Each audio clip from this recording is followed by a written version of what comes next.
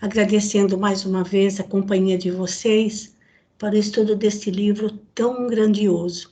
Agradecendo a Deus que nos tem dado esta oportunidade e a toda a equipe espiritual da Casinha de Oração que nos tem dado o amparo necessário para que esses estudos transcorram sempre num ambiente de paz, harmonia e alegria para todos nós, nos dois campos da vida. Então, para iniciarmos as nossas atividades desta noite, eu peço para a Elaine fazer o favor da prece de abertura para nós. Pode ser, Elaine?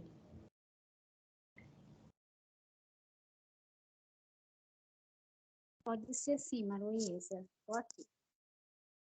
Boa noite. Boa noite.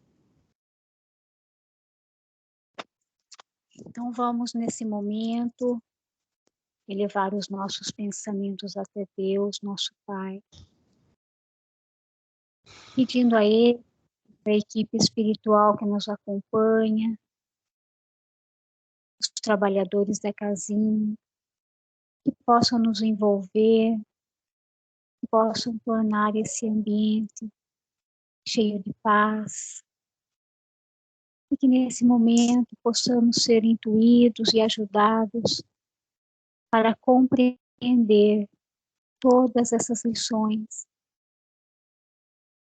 deixadas para que a gente possa melhorar, para que a gente possa modificar os nossos atos, os nossos pensamentos. Muito obrigado por mais essa oportunidade de estudo. Que assim seja.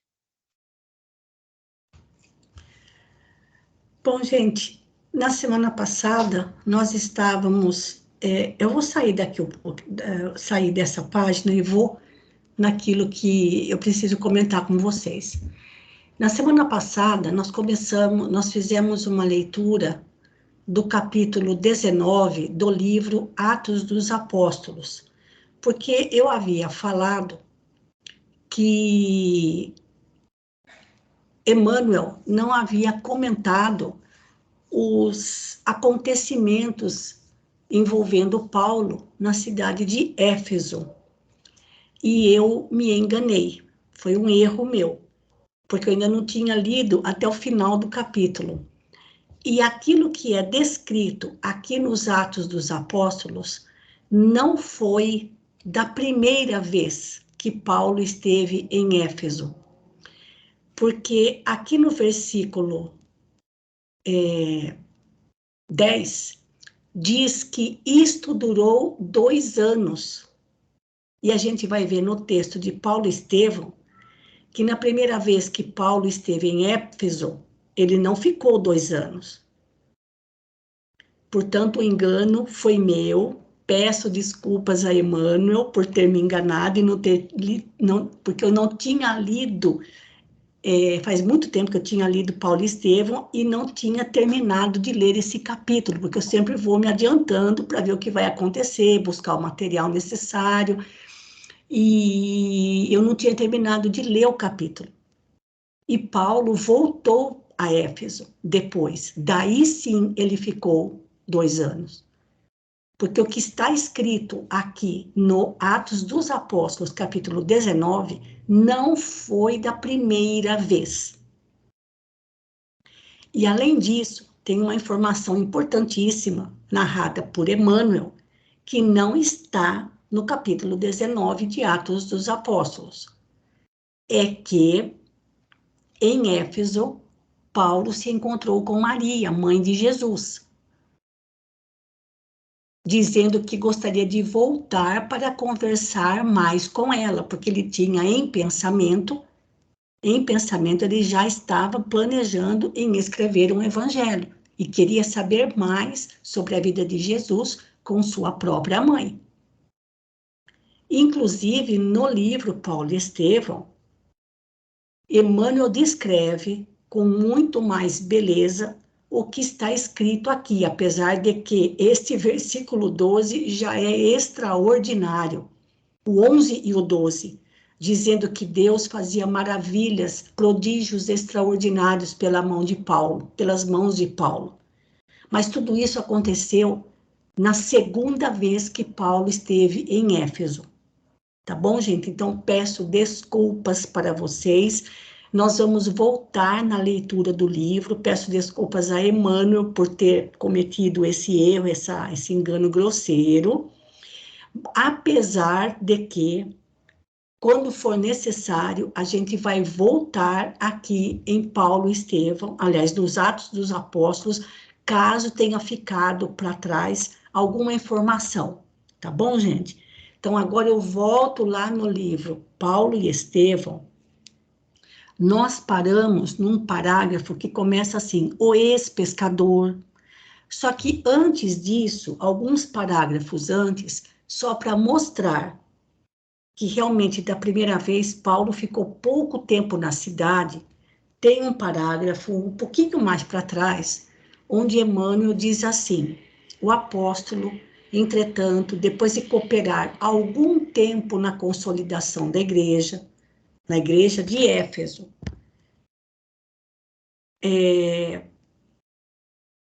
considerando que Áquila e Prisca se encontravam bem instalados e satisfeitos, resolveu partir buscando novos rumos. Debalde, os irmãos procuraram dissuadi-lo, rogando que ficasse na cidade por mais tempo, prometendo regressar logo que as circunstâncias permitissem.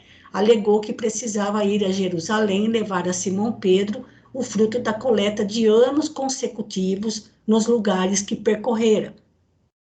O filho de Zebedeu, que é João Evangelista, que conhecia o projeto antigo, deu-lhe razão para empreender a viagem sem mais demoras. E na companhia de Silas e Timóteo, voltaram para Jerusalém. Então, olha aqui, gente, prometendo regressar logo que as circunstâncias permitissem. Porque ele tinha em mente voltar para conversar com Maria, mãe de Jesus. Para elaborar um evangelho, para falar, contar sobre a vida de Jesus. Então, o erro foi meu. Nós vamos continuar, então, a partir de onde nós havíamos parado, aqui nesse parágrafo, o ex-pescador, porque o que é que vai acontecer, gente? Eu vou voltar lá no PowerPoint, lembrando aqui, olha, de Éfeso, pegou uma embarcação, desceu em Cesareia Marítima, e dali foi para Jerusalém. Acontece que depois da chegada em Jerusalém e ficar ali por algum tempinho, um tempo curto, Paulo já estava se preparando, ou seja, Paulo, e neste capítulo, Emmanuel vai contar então, vai começar a contar sobre a terceira viagem de Paulo, a maior de todas. Olha as voltas que ele deu, saindo de novo de Antioquia. Porque no anterior, gente, olha lá, depois de deixar o dinheiro arrecadado com Pedro na casa do caminho, Paulo volta para Antioquia, fica lá um tempinho, e depois, a partir de Antioquia, faz o mesmo percurso, passando pelo interior da Turquia, chegando em Éfeso novamente. Aí sim, ele ficou mais tempo. Aí sim aconteceram as coisas narradas no capítulo 19 de Atos dos Apóstolos e que Emmanuel também vai relatar. É que quando a gente lê Atos dos Apóstolos, a gente pensa que tudo que está descrito lá aconteceu na primeira vez em que Paulo esteve naquela cidade. Só que não, aquilo aconteceu na segunda vez. E a segunda vez foi na terceira viagem de Paulo. A terceira e a última, porque ele fez 3. Depois, a última vez, é quando ele vai embora para Roma. Tá bom, gente? Então, já está pedido desculpas a vocês e a Emmanuel pelo engano que eu cometi. Agora já está tudo certo. Vamos, então, ao livro Paulo e Estevão, onde Emmanuel vai relatar o que aconteceu em Jerusalém quando da volta dele para a Casa do Caminho e dando continuidade, então, às viagens de Paulo. Então, por favor, Elaine, pode continuar, então, para a gente fazer o favor, a partir aqui desse parágrafo. O ex-pescador.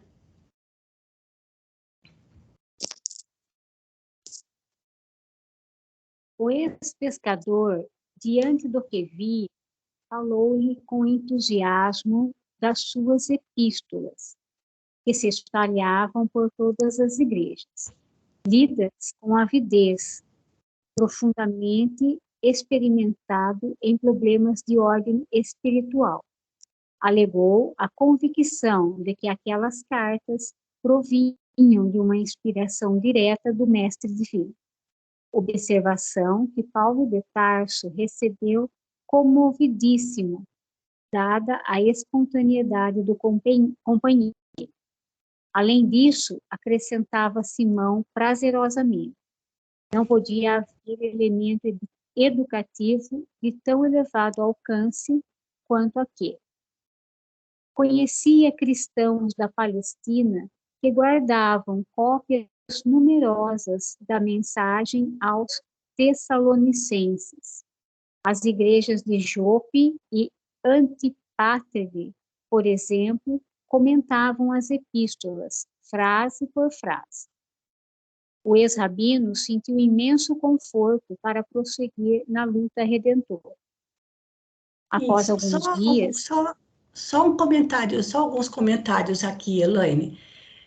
Vejam que o ex-pescador aqui, no caso, é Simão Pedro, certo, gente? Lá na Casa do Caminho, em Jerusalém. Olha como Emmanuel se expressa.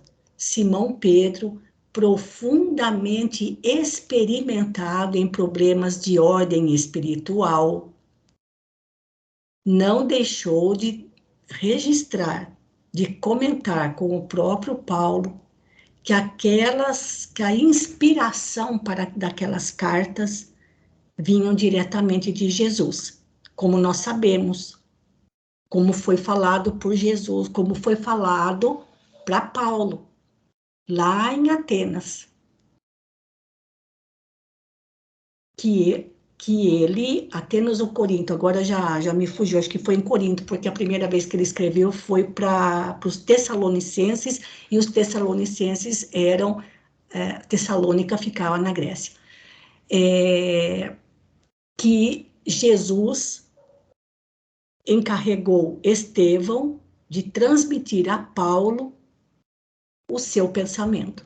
Ou seja, era o próprio pensamento de Jesus que Paulo registrava em suas cartas, inspirado por Estevão. Outra coisa, ele disse para Paulo que não podia haver elemento educativo de tão elevado alcance quanto aquele, porque era o único recurso disponível, gente. Numa época onde não havia nenhum meio de comunicação, e até mesmo a escrita era algo extremamente caro.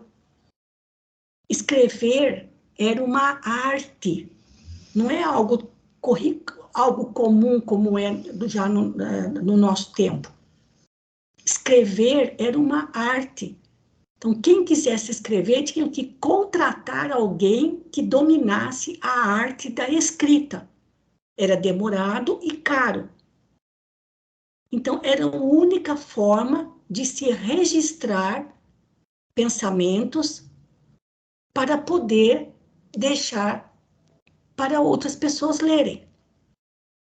Não tinha outro meio de comunicação. E ele ainda comenta, Simão Pedro comenta com Pedro, que conhecia cristãos da Palestina, ou seja, a Palestina envolvia toda aquela parte de Israel e uma parte da Síria, que guardavam, e da Jordânia, que guardavam cópias numerosas da mensagem aos Tessalonicenses. Lembrando, Tessalonicenses são os habitantes de Tessalônica, na Grécia. Foi a primeira carta que Paulo escreveu. As igrejas de Jope e Antipátres. Então, aqui, gente, Jope é na Palestina, uma cidade portuária. Só lembrando aqui, olha, vamos ver onde fica. E era em Jope, hoje é Jaffa, ou Yafa, tá bom? Vamos ver se tem um mapinha aqui onde mostra. Não, não mostra a localização. Não mostra a localização, mas Jope, hoje, é Yafa, é uma cidade portuária próxima de Jerusalém. É onde Abigail vivia, numa chácara com seus pais adotivos. E Antipatris é outra cidade que hoje tem, aqui tem a localização, aqui, olha, já na região que Jerusalém está aqui, olha, é mais para cima um pouquinho, tá bom? Pertencendo ainda hoje a Israel, tá? Então, a gente vê que não na Palestina, então, não tinha só a Casa do Caminho em Jerusalém. Já existia uma comunidade cristã em outros lugares, como Jope e Antipatris. E essas, como diz Emmanuel, deixou registrado aqui, essas igrejas comentavam as epístolas de Paulo frase por frase. Então, vejam que o costume de estudar minuciosamente os ensinamentos de Jesus já começaram desde aquela época, frase por frase de Paulo. Então, aí a coisa ia crescendo, certo? Algum comentário, gente? E claro que Paulo, o ex-rabino, né, Paulo, se sentiu extremamente confortado espiritualmente para continuar na sua tarefa de pregação do Evangelho. Tá bom? Pode continuar, Elaine. Alguns dias depois, demandou Antioquia junto dos discípulos. Descansou algum tempo junto dos companheiros bem-amados, mas sua poderosa capacidade de trabalho não permitia maiores intermitências de repouso. Então, só um momentinho de novo. Gente, após alguns dias, então Paulo ficou pouquíssimo tempo na Casa do Caminho e voltou para Antioquia. Deixa eu pegar aqueles mapinhas lá para a gente se localizar novamente. Olha lá, ó. Ele estava em Jerusalém, entregou toda a arrecadação para Simão Pedro e depois subiu a pé, gente, de Jerusalém até Antioquia, uns 700 quilômetros, até chegar em Antioquia de novo. Então, demorou pouco tempo em Jerusalém, tá bom? Vou deixar aberto aqui esse mapinha, porque depois a gente vai precisar do próximo. Agora, olha isso, gente. Descansou algum tempo, a igreja de Antioquia foi onde Paulo começou a tarefa de fundar, de participar de comunidades cristãs. E foi em Antioquia que ele conheceu as manifestações dos Espíritos, que lá acontecia de uma maneira muito intensa, porque a comunidade era extremamente unida e fraterna, solidária. Mas olha o que Emmanuel também registra aqui, gente. Sua poderosa capacidade de trabalho não permitia maiores intermitências de repouso. Gente do céu, da onde vinha tanta força física, tanta resistência física, de onde vinha tanta força espiritual? Ele não se permitia descansar por muito tempo. E ele partiria novamente. Quer dizer, mal tinha chegado, já estava saindo de novo para a sua terceira e última viagem. É o que Emmanuel vai comentar agora. Pode continuar, Elaine. Nessa época, não passava semana que não recebesse representações de diversas igrejas, dos pontos mais distantes, Antioquia da Pisídia, sumariava dificuldades. Icônio reclamava novas visitas. Bereia rogava providências. Corinto carecia esclarecimentos. Colossos insistia por sua presença breve. Só um instantinho, Elaine. Vamos recordar um pouco essas cidades, gente? Antioquia da Pisídia, ficava no interior da Turquia. Icônio, também interior da Turquia. Bereia, ficava na Grécia. Corinto, na Grécia. Colossas, também no interior da Turquia. Então, vamos lá no mapinha para ver aqui, olha, Antioquia de Pisídia, Icônio, interior da Turquia. Aqui, Bereia, na Grécia. Corinto, na Grécia. Colossos não aparece aqui, mas aparece aqui, olha, só para a gente ver que fica no interior da Turquia. Bom, aqui são as ruínas da localidade. Ah lá, olha. Tá? Interior da Turquia. Paulo andou por toda essa parte aqui, tá bom? Só para lembrar um pouquinho. Então, todas essas cidades, algumas Paulo já tinha passado na primeira viagem, é o caso de Antioquia da Pisídia, Icônio. Agora, Bereia, Corinto, já foi na segunda viagem. Então, todas essas comunidades cristãs mandavam representantes, pessoas atrás dele, para tratar de dificuldades. Isso eu fico imaginando quais dificuldades. E, então, só para fazer esses comentários, tá bom, gente? Porque são cidades por onde Paulo tinha passado, ou na primeira ou na segunda viagem. Pode continuar, Elaine. Aqui, olha, Paulo.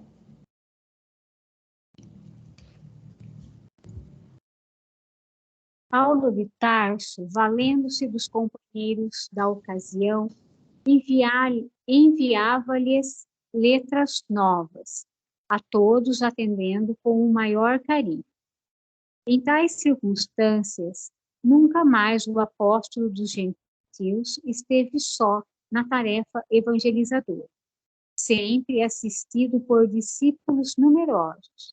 Suas epístolas, que ficariam para os cristãos do futuro, estão, em sua maioria, repletas de referências pessoais, suaves e doces. Isso, é porque nas epístolas ele fazia referência, às vezes mandava saudações para todos aqueles que, de uma forma ou de outra, começaram a ajudar Paulo na divulgação do Evangelho, né? Então, continuando. Terminando o estágio em Antioquia, voltou ao berço natal, aí falando das verdades eternas e conseguindo despertar grande número de tarcenses para as realidades do Evangelho. Em seguida, internou-se de novo pelas alturas de Tauro, visitou as comunidades de toda a Galácia e Frígia, levantando o ânimo dos companheiros de fé, no que empregou elevada percentagem de tempo. Nesse afã incansável e incessante, conseguiu arregimentar novos discípulos para Jesus, distribuindo grandes benefícios em todos os recantos iluminados pela sua palavra edificante, porque também ilustrada em fatos. Isso, vamos para o nosso mapinha aqui, olha. Gente, terceira, desculpa. Deixa eu só ver aqui, olha, é que aqui não aparece, mas deixa eu só ver uma coisa aqui, espera só um instantinho. Se eu tinha um outro mapa aqui, eu lembro que eu tinha um outro mapinha, mas eu não sei se ele está aqui. Só um instantinho, gente. Ah, tá aqui, ó. É esse verdinho aqui que eu estava procurando, ó. Tá vendo? Olha, Galácia, Frígia, são regiões do interior da Turquia. Não tem a epístola aos Gálatas, era a comunidade cristã nessa região. Olha lá, Pisídia, tem Antioquia da Pisídia. Então, são regiões do interior da Turquia, tá bom? E deixa eu voltar de novo para pegar o mapinha da terceira viagem. Então, aqui, gente, ele saiu de Antioquia e foi para Tarso, que era a sua cidade natal. Mas, como a gente já comentou outras vezes, em Tarso havia uma grande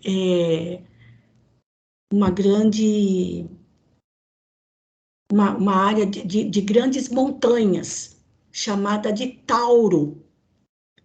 Então, era uma região de grande relevo, e Paulo passou por aí, até que ele pudesse entrar novamente para o interior da Turquia. Olha lá, passando pelas mesmas cidades onde ele já tinha passado na primeira e na segunda viagem, tá? Então, quando ele fala aqui, olha, vamos voltar no texto. Quando ele fala aqui, olha, alturas do Tauro, ele está se referindo a essa cadeia montanhosa. Olha lá, aqui tem uma imagem, né, desse local, mas não tem mais a localização total, mas a gente já sabe que isso está perto de Tarso, tá bom? E olha que ali está coberto de neve, hein, gente? Então, e Galácia e Frígia eram regiões no interior da Turquia, onde Paulo já tinha passado na primeira e na segunda viagem. E lá vai ele de novo pelas alturas do Tauro, ou seja, se embrenhando ali pelo meio das montanhas, tá bom, gente? E para continuar levando a regimentar novos discípulos para Jesus. Algum comentário? Alguém quer falar alguma coisa? E outra observação importante que Emmanuel registra aqui, gente, olha, distribuindo grandes benefícios em todos os recantos, iluminados pela sua palavra edificante, porque também ilustrada em fatos. Ou seja, agora, Paulo acumulava experiências sem tamanho. Então, não era só falatório, eram exemplificações, testemunhos vivenciados por ele. Então, ele tinha como testemunhar, que agora estava muito mais experimentado. Pode continuar, Elaine.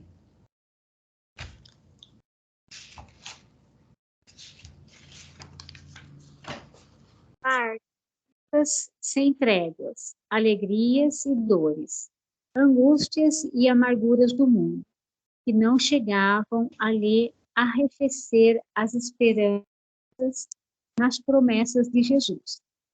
De um lado, eram os israelitas rigorosos, inimigos ferrenhos e declarados do Salvador. Do outro, os cristãos indecisos, vacilando entre as conveniências pessoais e as falsas interpretações. O missionário taissense, no entanto, conhecendo que o discípulo sincero terá que experimentar as sensações da porta estreita todos os dias, nunca se deixou empolgar pelo desânimo, renovando a cada hora o propósito de tudo suportar, agir, fazer e edificar pelo Evangelho, inteiramente entregue a Jesus. Isso. Só alguns comentários aqui, Elaine. Quando ele fala das dificuldades, das alegrias, das dores, amarguras do mundo, que não conseguiam fazer com que as suas esperanças diminuíssem, Emmanuel fala que tipo de problemas ele enfrentava. Olha, de um lado eram os israelitas rigorosos, Ou seja, tinha judeu para tudo quanto era lado. Por onde Paulo fosse, ele sempre ia encontrar judeus rigorosos, inimigos ferrenhos e declarados de Jesus. E de outro lado, os próprios cristãos indecisos, vacilando entre as conveniências pessoais e as falsas interpretações. Então vejam que a coisa começou cedo, gente. Entre os próprios cristãos indecisos, as conveniências pessoais e as falsas interpretações dos ensinamentos de Jesus. O que era mais difícil? Qual era o pior dessas duas situações? Qual situação seria pior? Não é verdade? Porque se aquilo começou naquela época, dos cristãos indecisos, e continua até hoje, vacilando, né? E outra coisa que eu achei interessante não, né? O que Emmanuel registra aqui, servindo de lição para nós, gente. O discípulo sincero terá de experimentar as sensações da porta estreita todos os dias. E quais são as sensações da porta estreita? Palavras de Jesus, o ensinamento da porta larga e da porta estreita. Ora, é o sacrifício pessoal. É o sacrifício dos seus próprios interesses. É o caminho da dor, do sofrimento, do devotamento, da abnegação, do sacrifício próprio pelo bem de todos. O discípulo sincero terá de experimentar as sensações da porta estreita todos os dias. E como o Murilo comentou numa das vezes, ele comentou que Paulo não tinha medo de sofrer, nem medo de sofrer fisicamente, nem medo de sofrer espiritualmente, de tão experimentado, fortalecido que ele se tornou. Experimentar sensações, ou seja, o sacrifício próprio todos os dias, para que a mensagem de Jesus saia triunfante. E olha como Emmanuel se expressa, gente, sobre ele. Nunca se deixou empolgar pelo desânimo. Olha, parece contraditório, porque a gente se empolga com coisas boas. Quem é que se empolga pelo desânimo? Ou seja, de se entregar prazerosamente ao desânimo. Nunca se deixou empolgar pelo desânimo. Que frase, gente! Que colocação de Emmanuel! Quem é que se empolga com o desânimo?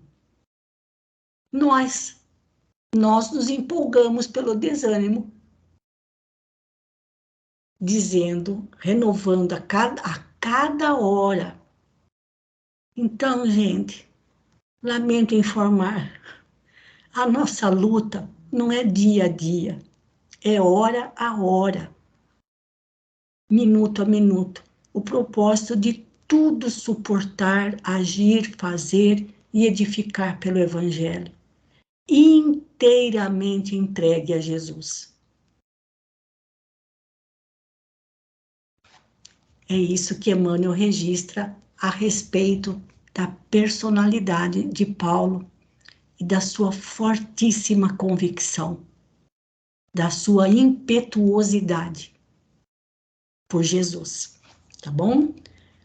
Elaine, já são 8h05, eu vou passar adiante, agora sim você descansa um pouquinho, tá bom? Obrigada pela sua leitura, viu? Obrigada eu, Luísa. O Murilo hoje não pôde participar, ele me avisou, então na sequência das nossas leituras, acompanhando o lugar que cada um ficava sentadinho lá na casinha de oração, A próxima leitura seria da Marina ou da Ritinha. Então, também não sei se a Marina está presente. Então, se a Marina não estiver, daí passo para a Ritinha. Que agora já não estou mais no Skype, para ver se a Marina entrou depois. Senão, se ela não tiver entrado, daí eu passo para a Ritinha. A Ritinha eu sei que já está aí. Pode ser, Ritinha?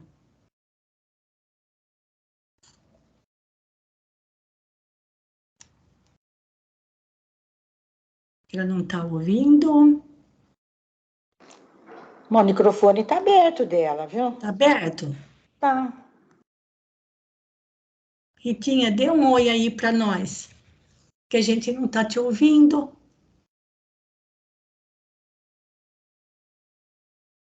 Deve estar com algum probleminha no áudio dela, então. A não ser que você queira sair, Ritinha, você sai e entra de novo, quem sabe daí dá certo. Né? Se o seu áudio, porque se o seu áudio está aberto, mas nós não estamos te ouvindo, talvez você precise fazer isso.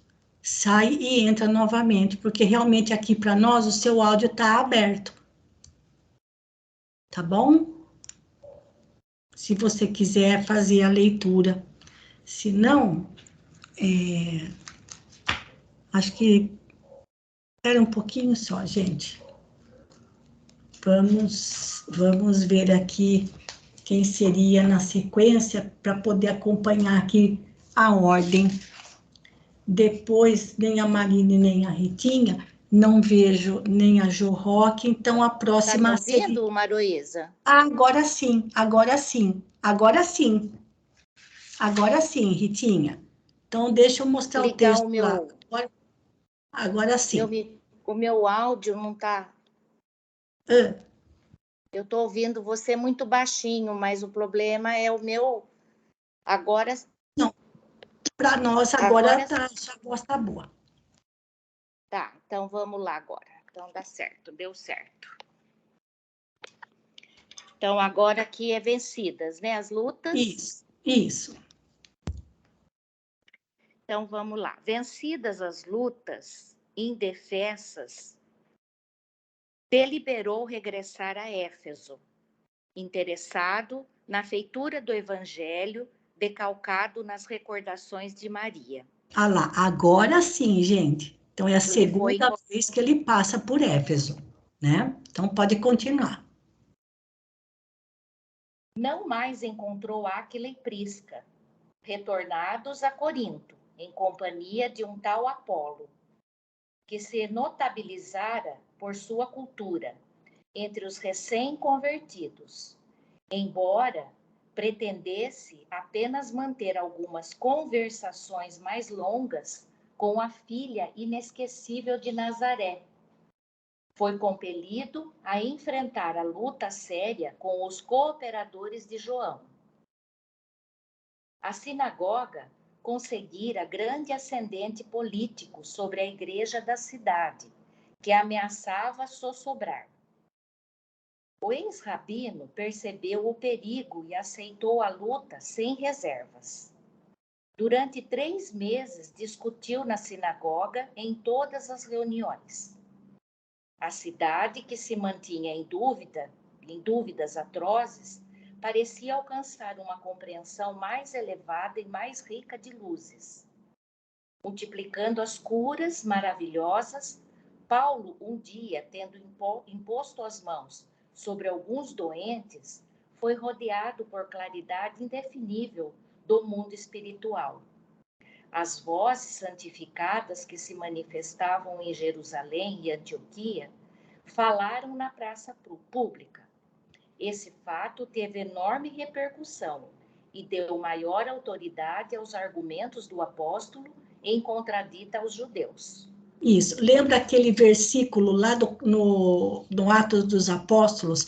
Alá, Deus fazia prodígios extraordinários pelas mãos de Paulo, a cura dos enfermos. Olha, até os lenços e aventais que tinham tocado seu corpo, quando aplicados aos enfermos, eram curados de suas doenças. É isso o que Emmanuel está falando aqui, olha. Multiplicando as curas maravilhosas. um dia foi rodeado por claridade indefinível, e as vozes santificadas se manifestaram na praça pública, ou seja, aquele fenômeno das vozes diretas. Então, o fenômeno, Deus operava maravilhas pelas mãos de Paulo, foi algo extraordinário, que teve uma repercussão imensa, porque a briga, a discussão nas sinagogas não acabava nunca, eles não aceitavam Jesus, e Paulo continuava conversando e discutindo e explicando, não discutindo de bater boca, mas explicando para eles sobre Jesus. E daí as coisas começaram a mudar de figura em torno de Paulo. Então vejam, gente, que Paulo não era só um pregador do Evangelho, ele era um médium extraordinário. Vejam o que a espiritualidade fazia por meio dele.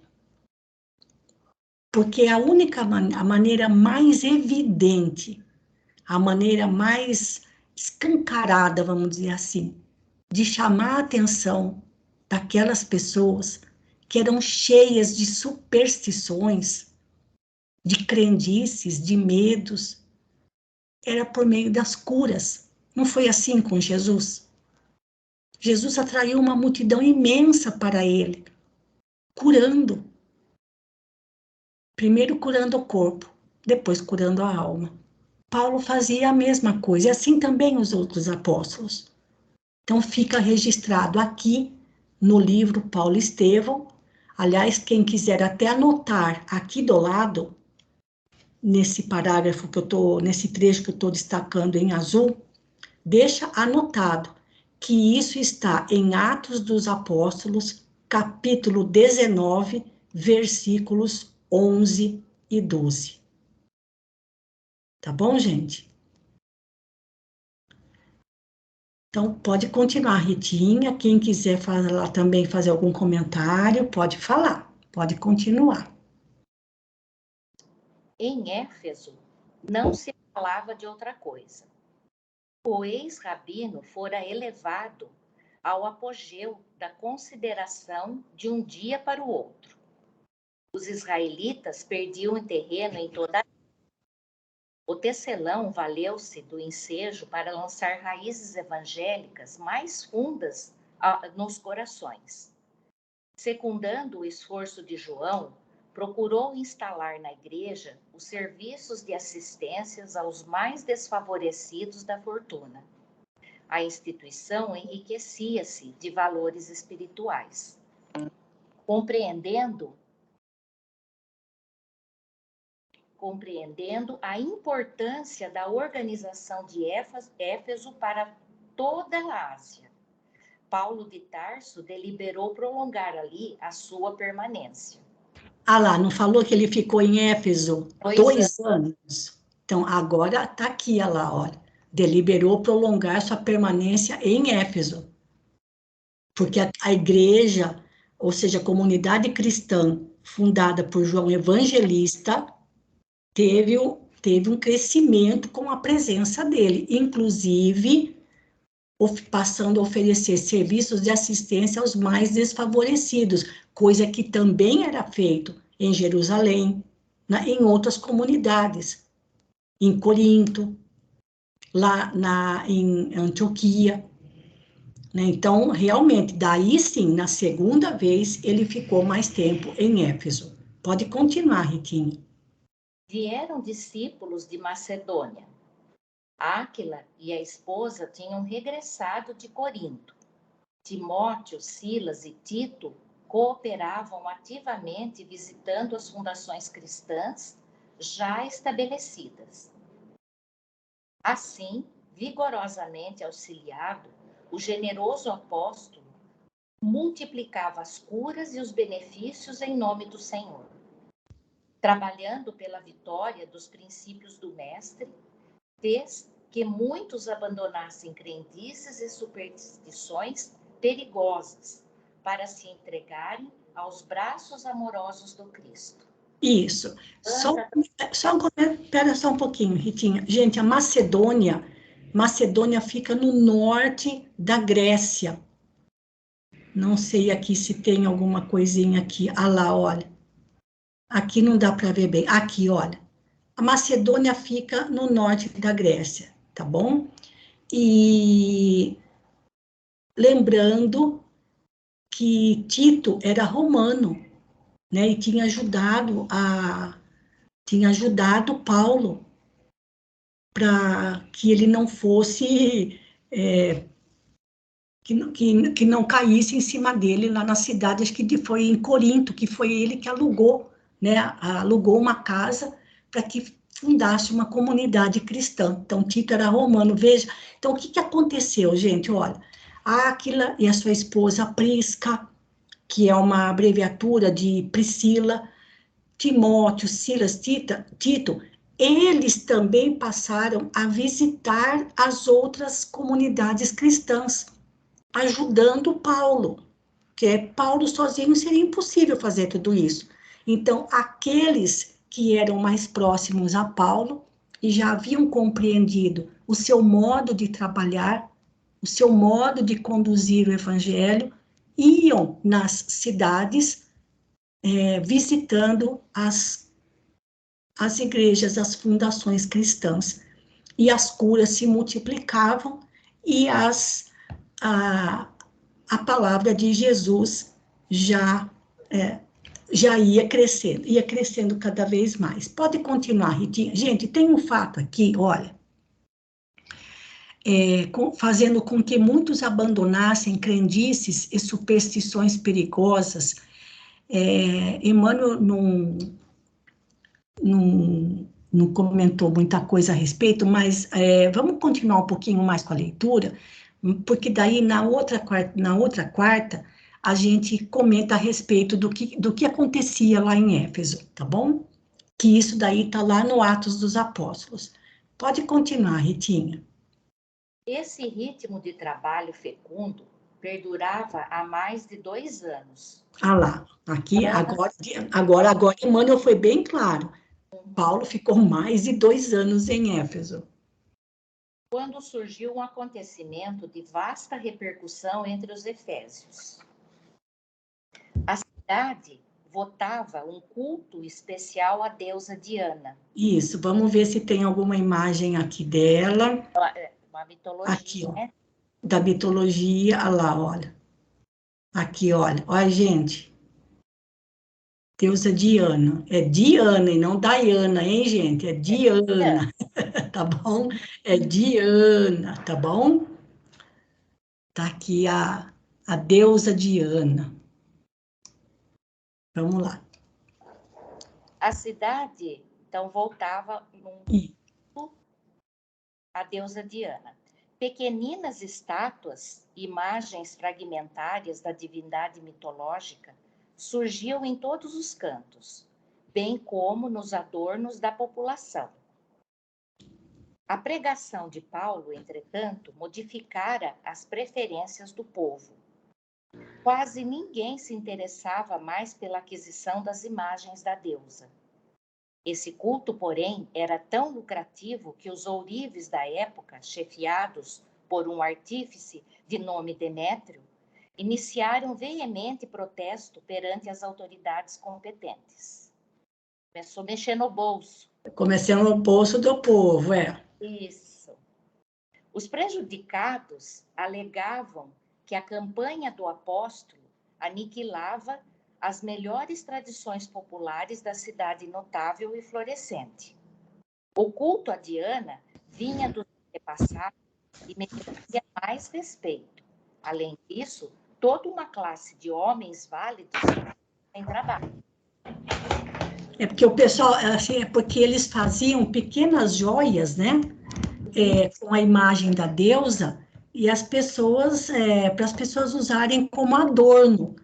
Então, a coisa foi de tal tamanho envolvendo Paulo, que ninguém mais queria saber da Diana, da deusa Diana. Todo mundo queria saber, era de Paulo, de Jesus, né? Dos seus dos seus amigos ali da comunidade cristã, né?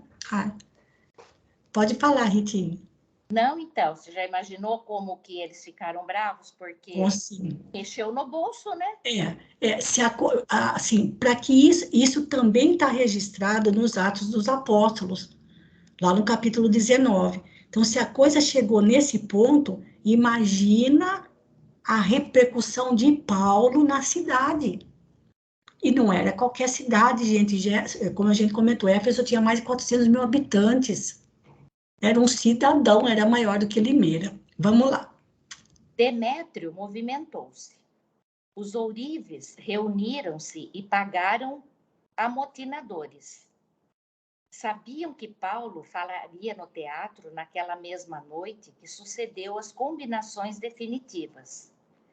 Pagos pelos artífices, os maliciosos começaram a espalhar boatos entre os mais crédulos. Insinuavam que o ex-rabino preparava-se para arrombar o templo de Diana a fim de queimar os objetos do culto. Acrescentavam que a malta iconoclasta sairia do teatro para executar o projeto sinistro. Irritaram-se os ânimos. O plano de Demétrio calava fundo na imaginação dos mais simplórios. Ao entardecer, grande massa popular postou-se na vasta praça em atitude expectante. A noite fechou, a multidão crescia sempre. Ao acenderem-se no teatro as primeiras luzes, os ourives acreditaram que o apóstolo lá estivesse. Com imprecauções e gestos ameaçadores, a multidão avançou em furiosa grita, mas somente Gaio e Aristarco, irmãos da Macedônia, ali se encontravam, preparando o ambiente das pregações da noite. Ambos foram presos pelos exaltados. Verificando a ausência do ex-rabino, a massa inconsciente encaminhou-se para a tenda de Áquila e Prisca. Paulo, no entanto, lá não estava. A oficina singela do casal cristão foi totalmente desmantelada a golpes impiedosos. Teares quebrados, peças de couro atiradas à rua, furiosamente. Por fim, o casal foi preso sob os apupos da turba exacerbada. Porque, gente, lá em Éfeso tinha um anfiteatro que cabia, no qual cabia aproximadamente umas 25 mil pessoas. Era nesse lugar. Foi nesse lugar. Façam uma ideia. Todo mundo sabe o que é um anfiteatro daqueles tempos. Era uma construção, era uma coisa enorme, para 25 mil pessoas. Então, ali eles combinaram como diz aqui, né, o Demétrio contratou alguns amotinadores, espalhando ali boatos de que eles iriam arrombar o templo, queimar tudo. E aquilo, para os mais simplórios, porque o culto da deusa Diana era secular. E eles, claro, também ficaram assim meio apavorados que as coisas chegassem nessas proporções. Mas quando eles chegaram lá, não encontraram Paulo, encontraram somente 2 cristãos que eram não irmãos, quer dizer, ou seja, que tinham vindo da Macedônia e estavam lá ajudando a comunidade cristã de Éfeso. Foram presos, depois foram para a tenda de Áquila e Prisca, que também trabalhavam como tecelões, e prenderam os 2, o casal foi preso. Então, foi uma confusão danada. E isso está relatado também em Atos dos Apóstolos. E naquele lugar estava cheio de gente, estava lotado. Mas Paulo não apareceu. Vamos continuar para ver o que aconteceu. A notícia espalhou-se com extrema rapidez. A coluna revolucionária arrebanhava aderentes em todas as ruas, dando o seu caráter festivo. Debalde, acorreram soldados para conter a multidão. Os maiores esforços tornavam-se inúteis. De vez em quando, Demétrio assomava a uma tribuna improvisada e dirigia-se ao povo, envenenando os ânimos. Lenha na fogueira. Recolhido à residência de um amigo, Paulo de Tarso inteirou-se dos fatos graves que se desenrolavam por sua causa. Seu primeiro impulso foi seguir logo ao encontro dos companheiros capturados para libertá-los, mas os irmãos impediram-lhe a saída. Essa noite dolorosa ficaria inesquecível em sua vida. Ao longe, ouvia-se a gritaria estentórica. Grande é a Diana de Éfeso. Grande é a Diana de Éfeso. Mas o apóstolo, constrangido à força pelos companheiros, houve que desistir de esclarecer a massa popular na praça pública. Só muito tarde, o escrivão da cidade conseguiu falar ao povo, concitando-o a levar a causa a juízo, abandonando o louco propósito de fazer justiça pelas próprias mãos. A assembleia dispersou-se pouco antes da meia-noite, mas só atendeu a autoridade depois de ver Gaio, Aristarco e o casal de tecelões trancafiados na enxovia. Isso. Então, assim, todos eles lá naquele lugar, né, ali próximo àquele grande anfiteatro, os que estavam naquela confusão lá queriam, gritando que Diana era de Éfeso, né, uma forma também ali de intimidar aqueles que de alguma forma já se interessavam pela mensagem de Jesus. E a confusão foi grande, né, gente? Deixa eu ver o tamanho desse texto, Ritinha, porque acho que melhor a gente parar aqui, porque daí no dia seguinte, nós vamos parar aqui, tá bom? Que já faltam só 3 minutinhos. Alguém quer fazer algum comentário? Tudo isso tá lá também tá relatado no capítulo 19 de Atos dos Apóstolos, essa grande confusão. E como ele diz, né, foi assim, algo que ficou muito marcado para Paulo, e no final das contas, gente, sabe o que tem hoje de Éfeso? Só ruínas. Todas aquelas grandes cidades que cultuavam tantos deuses e nas quais também os cristãos foram perseguidos, chicoteados, presos, só tem ruínas. E a mensagem de Paulo, a mensagem de Jesus, ficou para sempre. Certo? Alguém quer fazer alguma colocação? Nós paramos aqui, tá bom, gente? Porque ainda precisamos voltar naquele capítulo 19 de Atos, caso Emmanuel não venha fazer mais nenhum comentário, para que a gente possa conhecer o que mais acontecia naquela cidade, tá bom? Onde Paulo ficou tanto tempo, né? Acho que foi o lugar onde ele ficou mais tempo, né? Mais de 2 anos. Tá bom, gente? Nós vamos terminando, então, aqui, voltando aqui para a nossa página principal. E aproveitando, então, Ritinha, peço para você finalizar para nós o nosso estudo, por favor. Então vamos, Senhor Jesus, mais uma vez agradecer pela oportunidade do nosso estudo, dessas lições, desses ensinamentos. Quanta gratidão, Senhor. Todos esses momentos que são especiais para nós, para os espíritos que também acompanham esse estudo.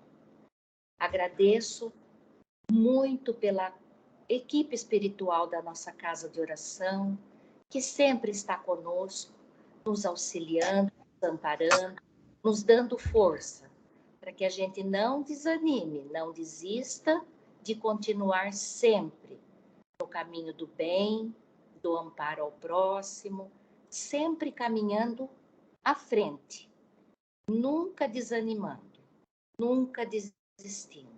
Então, que Deus, nosso Pai, possa nos abençoar todos os dias, que a gente seja realmente merecedor dessas bênçãos, que Ele possa abençoar a nossa casa, a nossa família, a todos os que circundam a nossa casa, o nosso país, que tanto necessita de um amparo, todos os enfermos, os que estão na rua, todos os mais necessitados, assim como Paulo, Jesus, sempre preocupado com os mais necessitados.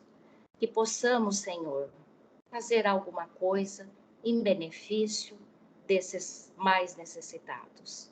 Que Deus nos ampare, nos abençoe e que nos dê uma noite de paz e tranquilidade. E que possamos também trabalhar na parte espiritual, no mundo espiritual, fazendo algo que nos dê maior evolução espiritual. Muito obrigada, Senhor, por mais esta oportunidade. Que assim seja, Senhor. Graças a Deus. Muito obrigada, Ritinha. Pessoal, como no mês de dezembro, as comemorações do Natal e final de ano vão cair no final de semana, sábado e domingo, nós vamos manter o estudo de Paulo e Estevão. Nós vamos manter a terça-feira, todas as terças-feiras de dezembro, vamos manter o estudo em todas as quartas-feiras de dezembro, como o estudo é gravado e depois eu coloco no YouTube. Quem não conseguir acompanhar na quarta-feira à noite, pode acompanhar depois em outro dia, que tenha mais disponibilidade. E na sexta-feira, na roda especial de Natal, a gente vai somente só 3 sextas-feiras, tá bom? Então, na próxima quarta, se Deus quiser, nós continuamos. Então, agradeço mais uma vez a companhia de vocês, desejando a todos uma boa noite, um bom descanso e até sexta-feira, na nossa segunda roda especial de Natal. Um grande abraço, fiquem com Deus. Muito obrigada mais uma vez.